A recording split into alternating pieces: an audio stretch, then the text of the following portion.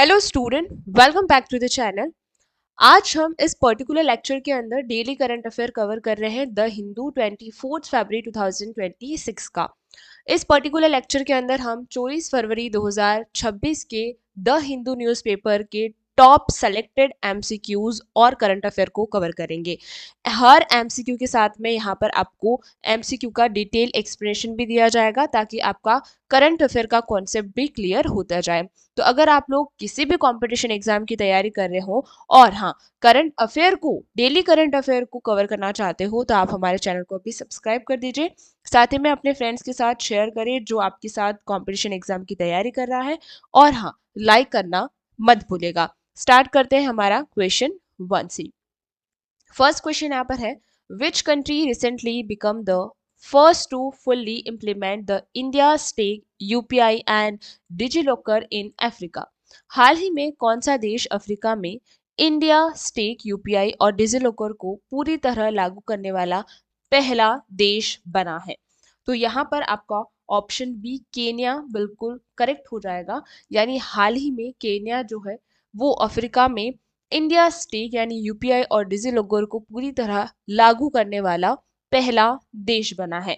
इसके बारे में हम डिटेल से पढ़ते हैं। भारत और केन्या ने एक बड़े समझौते पर हस्ताक्षर किए हैं जिसके तहत केन्या अब भारत की यूपीआई तकनीक और डिजिलॉकर का इस्तेमाल करेगा। यानी इंडिया में जिस तरीके से यूपीआई तकनीकी है और डिजिलॉकर है उसी तरह से केन्या के अंदर भी अब ये जो तकनीक है वो यूज की जाएगी भारत के तरह ही। इससे केन्या के लोग अब अपने फोन से ही पेमेंट कर सकेंगे और सरकारी कागजात डिजिटल रख पाएंगे। भारत की यहाँ डिजिटल कूटनीति यानी डिजिटल डिप्लोमेसी जिसे बोलेंगे दुनिया भर में मशहूर हो रही है। इसे ग्लोबल साउथ के देशों के बीच तकनीकी मदद का एक बड़ा उदाहरण माना जा रहा है। भारत अब अन्य अफ्रीकी देशों को भी यह तकनीक देने की योजना बना रहा है। नेक्स्ट क्वेश्चन नंबर सेकेंड है, the Gaganyaan 2 mission recently discussed in the news is an uncrewed mission. What is its main purpose? खबरों में रहा गगनयान 2 एक मानव रहित बिना इंसान वाला मिशन है। इसका मुख्य उद्देश्य क्या है? यहाँ आपका ऑप्शन बी बिल्कुल करेक्ट हो जाएगा। मानव शरीर से पहले सुरक्षा और प्रणालियों की जांच करना। इसका मुख्य जो उद्देश्य है वो ये है कि मानव मिशन से पहले सुरक्षा और प्रणालियों की जांच करना। इसरो अगले कुछ महीनों में गगनयान 2 को अंतरिक्ष में भेजने वाला है। इसमें कोई इंसान नहीं जाएगा बल्कि व्योम मित्र नाम का रोबोट जाएगा। यह मिशन देखेगा कि क्या रॉकेट और कैप्सूल इंसानों के रहने के लिए सुरक्षित है या नहीं। इसलिए सफलता के बाद ही 2027 में भारतीय अंतरिक्ष यात्री को स्पेस में भेजा जाएगा। यह भारत के पहले मानव अंतरिक्ष मिशन की आखिरी बड़ी टेस्टिंग होगी। नेक्स्ट क्वेश्चन है, in which state is the Sammakka Sarakka Medaram Jatara 2026 the world largest tribal gathering conclude today. दुनिया का सबसे बड़ा आदिवासी जमावड़ा जिसे समक्का सरक्का मेदाराम जतारा कहते हैं 2026 आज किस राज्य में संपन्न हो रहा है? तो ये तेलंगाना के अंदर संपन्न हो रहा है। तो ऑप्शन बी यहाँ पर करेक्ट हो जाएगा। यह कुंभ मेले के बाद भारत का दूसरा सबसे मेला माना जाता है जो तेलंगाना के मुलुगु जिले में होता है। कहाँ पर? मुलुगु जिले में। यह मेला कोया जनजाति द्वारा देवी समक्का और सरक्का के सम्मान में मनाया जाता है। हर 2 साल में होने वाले इस उत्सव में करोड़ों लोगों मेदारम गांव पहुंचते हैं। आज के द हिंदू के अनुसार इस साल रिकॉर्ड संख्या में लोग यहाँ पहुंचे हैं। यह मेला अन्याय के खिलाफ आदिवासियों महिलाओं के संघर्ष की याद में मनाया जाता है।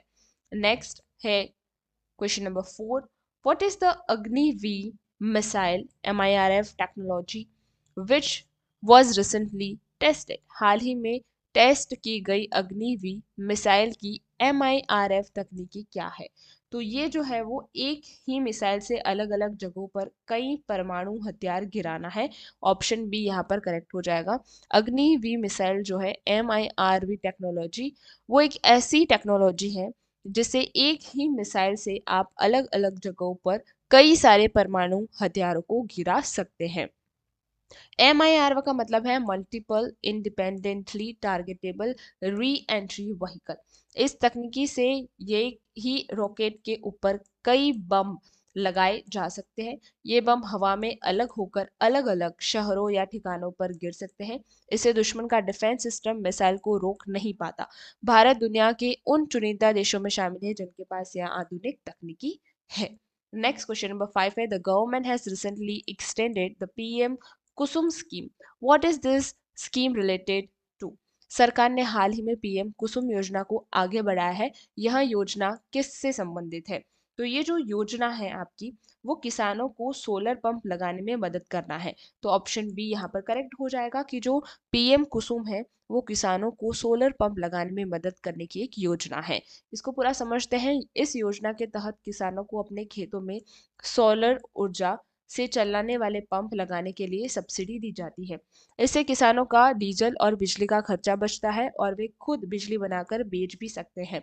सरकार का लक्ष्य है कि खेती को पूरी तरह से ग्रीन एनर्जी पर ले जाना। द हिंदू के अनुसार अब इस योजना में नॉर्थ ईस्ट के राज्यों पर ज्यादा ध्यान दिया जाएगा।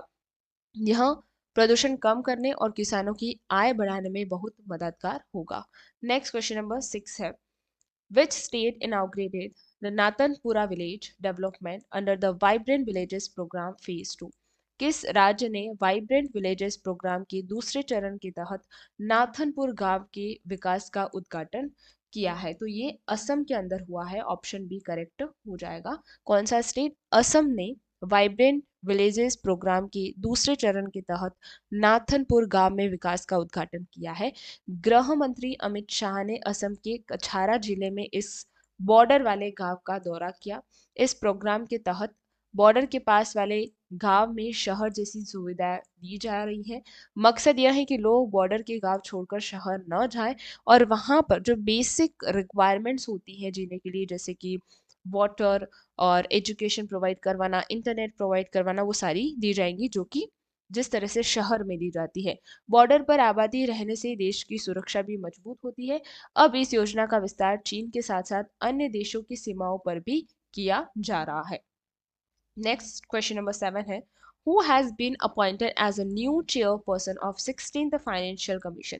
16वें वित्त आयोग के नए अध्यक्ष के रूप में किसे नियुक्त किया गया है? तो अरविंद पनघड़िया को किया गया है। ऑप्शन बी बिल्कुल करेक्ट हो जाएगा। वित्त आयोग यह तय करता है कि केंद्र सरकार और राज्यों के बीच टैक्स का पैसा कैसे बांटा जाएगा। अरविंद पंघड़िया इससे पहले नीति आयोग के उपाध्यक्ष भी रह चुके हैं। यह आयोग अपनी रिपोर्ट 2025 के अंत तक देगा, जो 2026 से 5 साल के लिए लागू होगी। संविधान के अनुच्छेद 280 के तहत राष्ट्रपति इसका गठन करते हैं।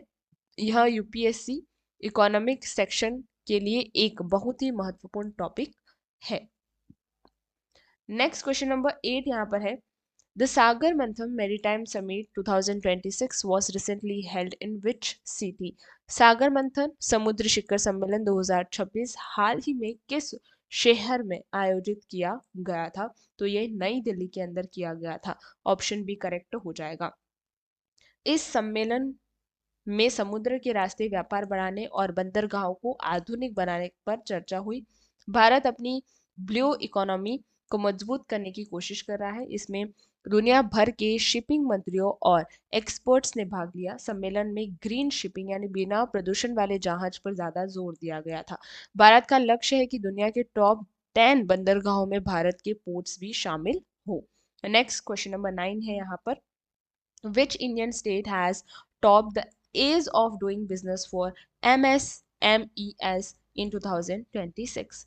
2026 में छोटे उद्योगों के लिए ईज ऑफ डूइंग बिजनेस में किस भारतीय राज्य ने टॉप किया है? तो कर्नाटक ने किया है। ऑप्शन बी यहाँ पर बिल्कुल करेक्ट हो जाएगा।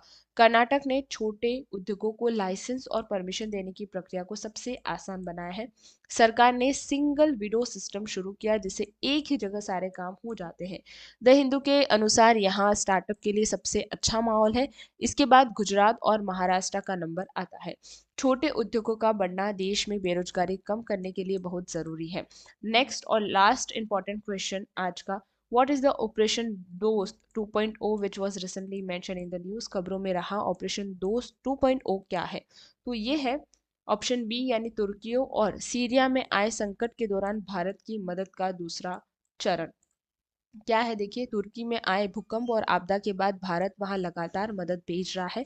इसमें भारतीय सेना के डॉक्टर, एनडीआरएफ की टीम फील्ड अस्पताल चला रही है। ऑपरेशन दोस्त भारत की दुनिया का एक परिवार है, वसुदेव कुटुंबकम की नीति को दर्शाता है।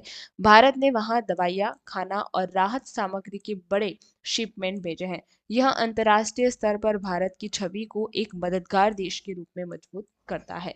तो आज यहीं पे हम समाप्त करते हैं। वीडियो को एंड करने से पहले अगर आप लोग जनवरी 2026 की मंथली करंट अफेयर चाहते हैं तो हमारे व्हाट्सएप नंबर पे इसे ऑलरेडी भेज दिया गया है, तो आप यहाँ से इसे सेलेक्ट कर सकते हैं पीडीएफ को और यहाँ से बाय कर सकते हैं। इसमें आपको 100 एमसीक्यूज प्लस इसका डिटेल एक्सप्लेनेशन दिया गया है, यानी जनवरी 2026 की वो 100 करंट अफेयर न्यूज़ जो कि आपके एग्जाम में सीधी सीधी पूछी जाएगी। यहाँ पर आपको सेलेक्टेड जो न्यूज़ है वो दे रखी है जिसका सीधा सीधा क्वेश्चन पूछा जा सकता है, ताकि आप इस पीडीएफ को अगर पढ़ते हैं तो आपका जनवरी 2026 का एग्जाम पर्सपेक्टिव जो करंट अफेयर है वो बिल्कुल क्रिस्टल क्लियर हो जाएगा। तो आप इसे इस व्हाट्सएप नंबर से इजीली बाय कर सकते हैं।